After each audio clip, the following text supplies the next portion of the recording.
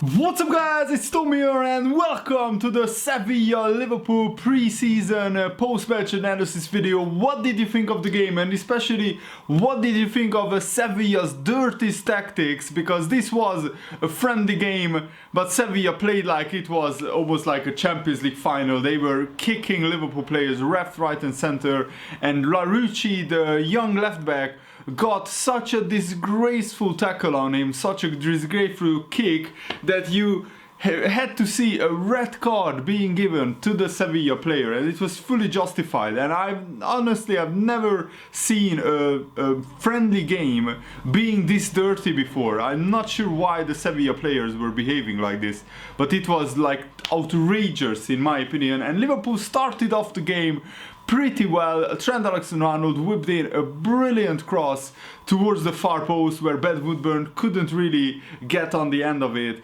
And Liverpool in the first like 10-15 minutes, they were the better team, but again defensively we were quite sloppy, and Sevilla started creating more and more chances. And in this video you will hear about what Jurgen Klopp said about this game and about the whole pre-season process. It's a very interesting interview, so make sure to stay tuned. And guys, if you enjoy these types of videos, please leave a like. It just takes a second and it really helps me out. So Sevilla started creating more and more chances. The midfield of Liverpool was a little bit too far apart. They didn't press Sevilla as much as I would like, and that showed because Sevilla more and more got into the game, and both Harry Wilson and Larouci are now injured, which is really a shame. I really hope that they are not out for long. Jurgen Klopp also commented on Larouci's fitness, so I will tell you that later in this video. And Sevilla opened the scoring after like 36 minutes. It was a very good goal by Nolito, the former Man City man. He rifled it into the top corner. And by the way, 35-year-old backup goalkeeper who we loaned in from Middlesbrough, I think his name is Lonergan, he actually made some pretty impressive saves. This guy was only loaned in for pre-season, so we actually didn't sign him yet. Maybe we could sign him at the end of pre-season if it's needed, because many of our young goalkeepers either got injured or they are going out on loan, and Liverpool wanted 3 goalkeepers so we don't overload Simon Mignolet and Atherton. Alisson is still on holiday after winning the Copa America with Brazil, and to be honest, Lonergan was pretty impressive. He made some really good saves, so he can be proud of his performance.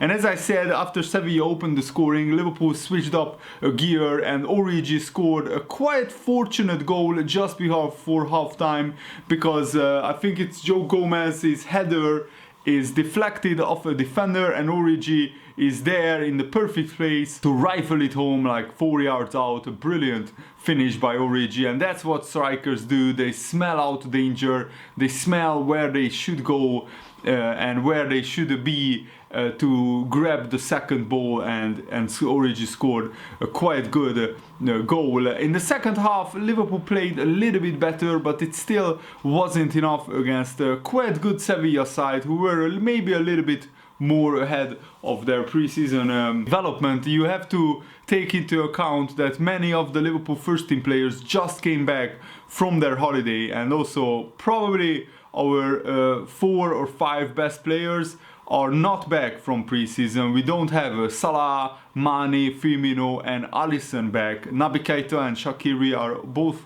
out injured, sadly. So I think this Liverpool team is not the Liverpool team that will play during the season, but it's still a little bit worrying that Liverpool lost 2 back-to-back pre-season games, and we lost both of them, we have to admit, deservedly. Both Dortmund and Sevilla were just a little bit better against us, and the only worry I have is that maybe the drop-off from the first starting 11 to the reserves to the substitutes is just a little bit too wide, and that's why I really want Jurgen Klopp to make just 1 or 2 big signings, because I think that could make a massive difference in the season. And I think if Liverpool really want to win the Premier League ahead of Manchester City, we really need to have maybe a bigger and better bench, Because don't get me wrong, the backup players are decent. Origi, Brewster,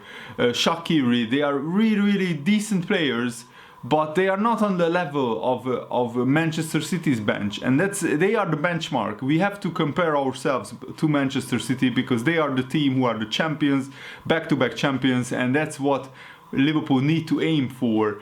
And they have Gabriel Jesus, sometimes they have Kevin De Bruyne only on the bench, and Mahrez, for example, they have a 60 million pound player Mahrez on the bench.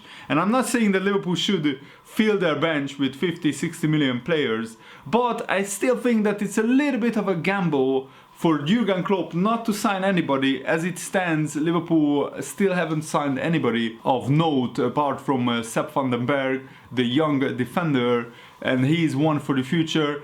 And if we really want to win the Premier League and have a very good chance of doing so, I think we just need one more attacking signing, either a winger or an attacking midfielder. I would love Liverpool to sign either Nicolas Pepe or Coutinho or Ousmane Dembele of Barcelona, somebody like that who could really make a massive difference for Liverpool in the second half of the season. And just another comment on the Larouci tackle. A Sevilla player was a little bit fouled by Oxlade-Chamberlain in the Liverpool half, but the referee didn't blow the whistle. And one of the Sevilla players, Gnagnon, got so frustrated that when Larouci got past a Sevilla player and then he got past him as well, he just kicks his trailing leg. Like he was nowhere near the ball and he had no right to do that. Never mind in a competitive game, but in a pre-season friendly. And then he had the cheek to complain to the referee, why didn't you stop the game for a foul? Like as if the referee was at fault for him losing his head. And he had a half-assed apology on his social media later where he said he was sorry for how he behaved and he was sorry for the injury to the player in a red shirt. He didn't even name Larouci properly. What a disgraceful tackle. When I watched it, I got so angry. I couldn't watch the game because it was like at midnight or past midnight where I am in Central Europe. So I had to watch the game on replay in the morning, and I got really angry when I saw that tackle on Larouci. It looks like that he will be fine, but we still need to assess and get some scans. And Larouci so far had a good preseason. He had a couple of errors, but also he got a lot of minutes under his belt, so that was really good to see. Let's hear about what Jurgen Klopp had to say about this preseason game. And this is what he said: I would love pretty early in the season that you write stories about the game without my headlines, because whatever I say about it will be the headline of the game. We can talk about football, which was not too good. We could have done much better probably, maybe because of the circumstances and different situations, but in general, not this game. I don't like overly hard games because I think a challenge is there to win the ball. That's the only reason, and there are rules. I don't want to say anything about this specific game now. So Jurgen Klopp refused to comment on the tackle because I think he just wanted headlines to not be about that. And I really admire Jurgen Klopp, because I will be honest, if I was the Liverpool manager, I would be fuming about that tackle, and I would probably say some things that I would regret in the post-match interview. So Jurgen Klopp is a wiser man than me, obviously, and he showed a lot of self-discipline to not really comment on that specific tackle. And Jurgen Klopp continued: I know how much we need these games. I know how difficult our situation is in the moment with missing an offensive line plus two midfielders who are very important. Bringing the young boys, it's not fair to judge them in these circumstances. A lot of them trained for the first time with us, which means it's very intense for them, mentally and physically. And then you play Sevilla in a game like this with a proper competitive opponent. The start in the game was brilliant. Our situation in the moment is like this.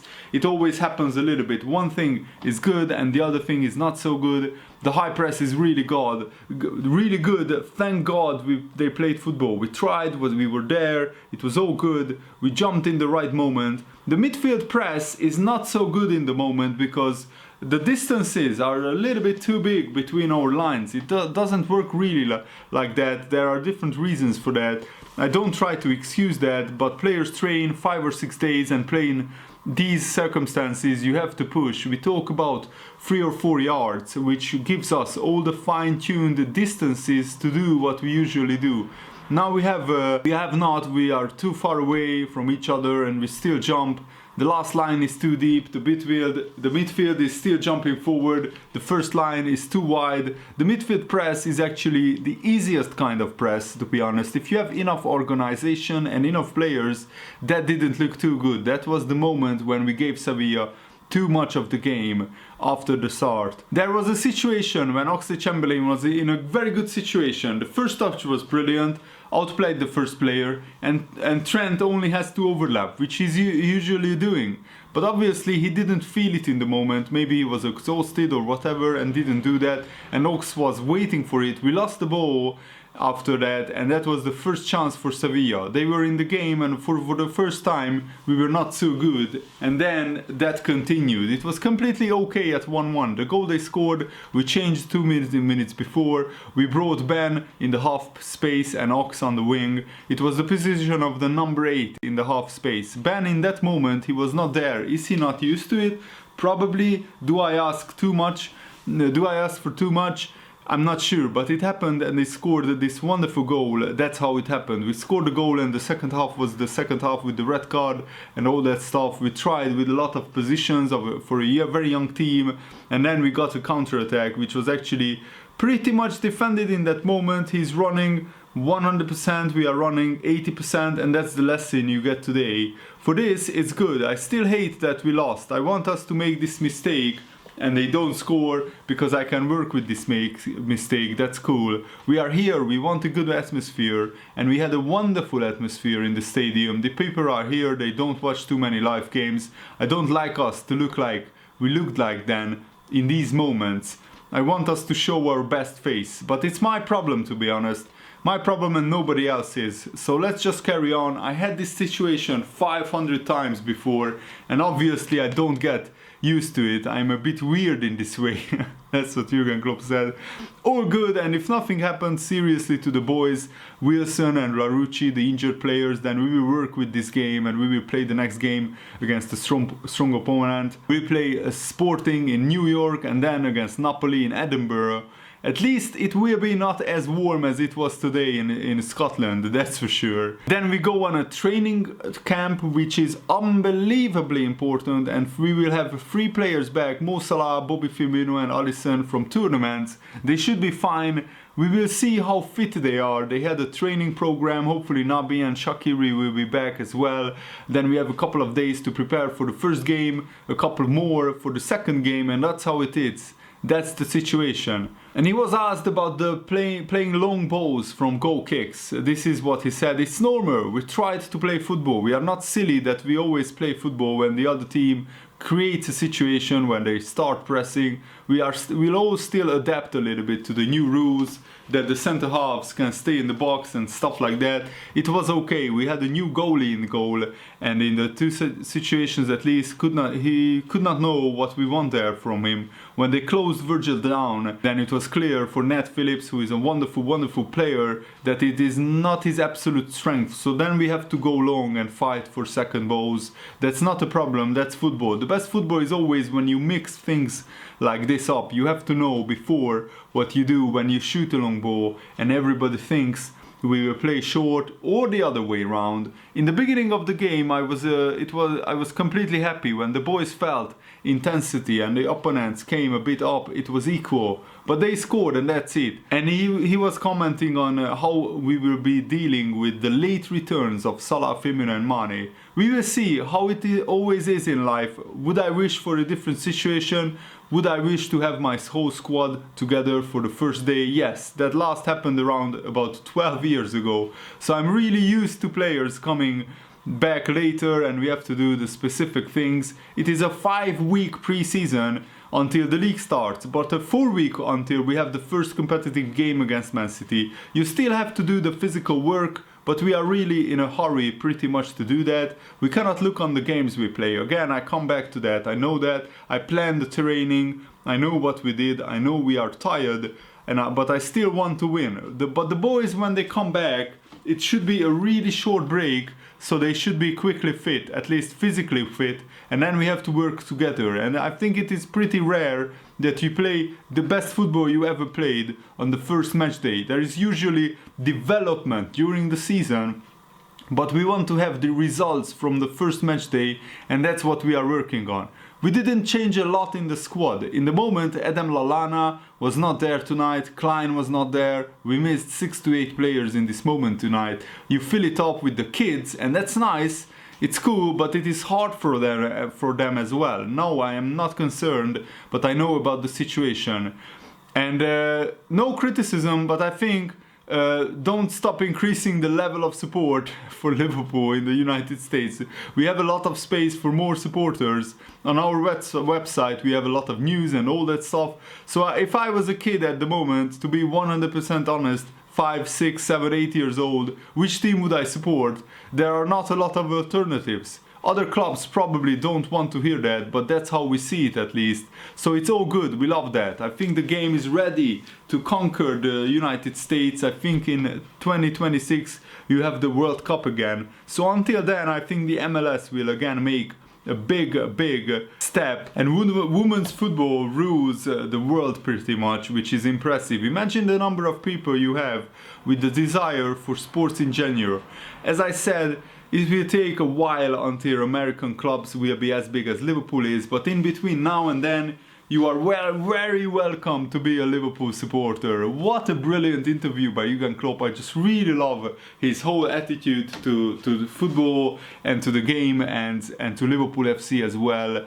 He's like one of our own, and it's just so good to hear. So that's my review of the preseason game. I felt that Liverpool were just missing that little bit of sharpness, and maybe with the very big heat and short times of the players coming back from holiday, and this game we will only get better. So I think it's a good test, and it's better to lose games in pre-season and to learn from them than to lose games in the proper competitive season. So thanks for watching, guys. Hope you enjoyed this. Have a nice day. See you later. Goodbye.